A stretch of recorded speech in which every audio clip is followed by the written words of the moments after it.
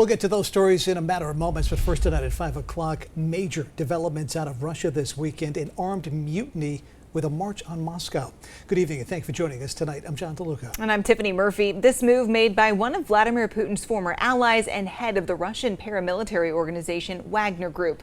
ABC 6 News reporter Daniel Coates spoke with Rhode Island Senator Jack Reed about the escalation across the sea. I think Putin's position has been weakened.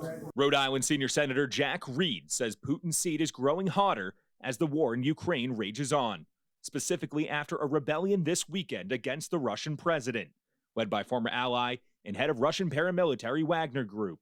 Yevgeny Prigozhin marching towards Moscow after he claimed his forces were purposely shelled on the front lines. But it's still too early to reach a definitive conclusion about where this is going. Prigozhin's forces have since pulled back, claiming they didn't intend to overthrow the Russian government, but instead standing up for Wagner troops and their treatment during the war in Ukraine. Home here in the Ocean State, Reed believes this may weaken Russian spirits. It'll be harder and harder for them to go and draft troops because people will begin to protest either by leaving the country or by protesting. And that will, in the long term, weaken him. So this is a situation where he is under increasing pressure and he won't have the resources. Prigozhin Monday said he pulled back to avoid additional bloodshed.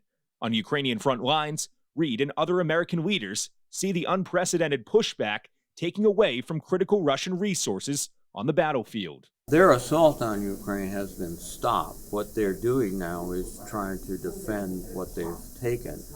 They're fighting, but the Ukrainians will not give up. They're putting pressure on. But so far, it's going to be a tough fight. But they are capable, and they will, I think, succeed. In Providence, I'm Daniel Coates, ABC 6 News.